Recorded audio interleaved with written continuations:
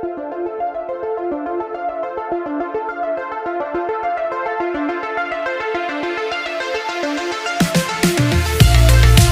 everyone, welcome back to the channel।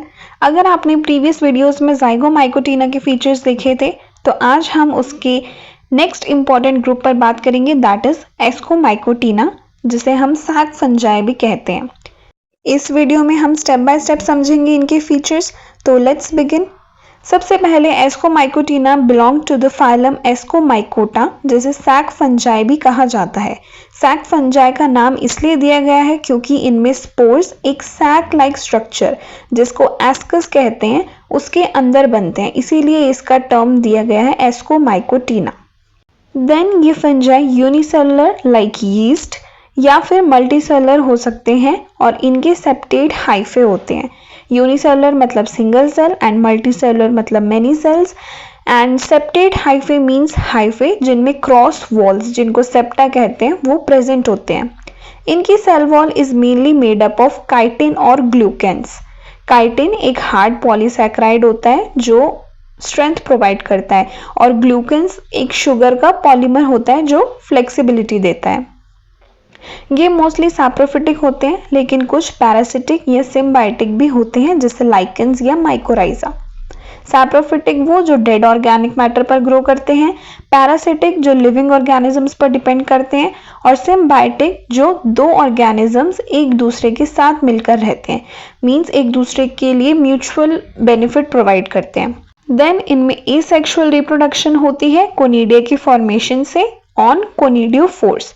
Conidia non motile spores होते हैं जो air से इजीली स्प्रेड कर सकते हैं, और कोनिडियोफोर वो स्टॉक होती है जिसके ऊपर कोनिडिया बनते हैं। देन कोनिडिया हैप्लॉइड और नॉन मोटाइल होते हैं जो रैपिड डिस्पर्जल में हेल्प करते हैं। हैप्लॉइड मतलब सिंगल सेट ऑफ क्रोमोसोम्स, और नॉन मोटाइल मतलब जो मूव नहीं कर सकते। सेक्सुअल रिप्रोडक्शन होती है गैमेटेंजियल कॉन्टैक्ट, स्पर्मेटाइजेशन या सोमैटोगैमी से। गैमेटेंजियल कॉन्टैक्ट किसे कहते हैं? जो मेल और फीमेल गैमेटेंजिया के कॉन्टैक्ट होता है उसको गैमेटेंजियल कॉन्टैक्ट कहते हैं। स्पर्मेटाइजेशन मतलब स्मॉल मेल सेल्स, जिसको स्पर्मेटिया कहते हैं, फीमेल सेल के साथ फ्यूज करते हैं। और सोमैटोगैमी होता है नॉर्मल वेजिटेटिव सेल्स का फ्यूजन। सेक्सुअल स्पोर्स को एस्कोस्पोर्स कहा जाता है, जो बनते हैं एक सैक लाइक एस्कस के अंदर। एस्कस यहाँ पर एक स्पेशल स्ट्रक्चर है जिसमें सेक्सुअल स्पोर्स स्टोर होते हैं। हर एस्कस में नॉर्मली 8 एस्कोस्पोर्स होते हैं जो मियोसिस और माइटोसिस के बाद बनते हैं। मियोसिस मतलब सेल डिवीजन जिसमें क्रोमोसोम नंबर हाफ होता है, और माइटोसिस जिसमें नॉर्मल डिवीजन होता है और क्रोमोसोम सेम रहता है। एस्काई स्पेशल फ्रूटिंग बॉडी के अंदर होते हैं जिसको एस्कोकार्प कहते हैं। एस्काई यहाँ पे is the plural form of ascus. Ascocarp क्या होता है? फंजाई का विजिबल फ्रूटिंग बॉडी होता है जिसमें एस्काई अरेंज होते हैं। देन कैरियोगैमी एस्कस के अंदर होती है और उसके बाद मियोसिस और माइटोसिस भी वहीं होता है। Karyogamy is the fusion of nuclei. इनमें डाइकैरियोटिक फेज वेल डेवलप्ड होता है। डाइकैरियोटिक वो स्टेज होती है जहां पर हर सेल में दो न्यूक्लियाई प्रेजेंट होते हैं। ये शो करते हैं ऑल्टरनेशन बिटवीन हैप्लॉइड, डाइकैरियोटिक और डिप्लॉइड स्टेजेस में, मतलब लाइफ साइकिल में जेनेटिक स्टेजेस इनके चेंज होते रहते हैं।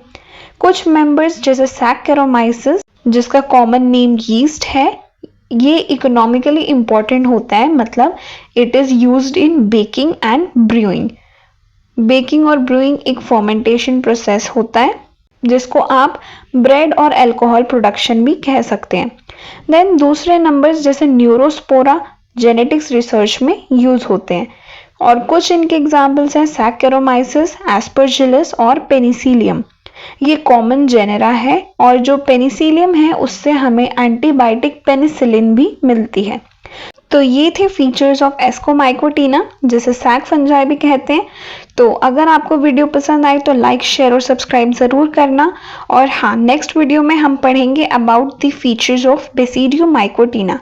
सो stay tuned and keep learning. See you soon. Thank you for watching.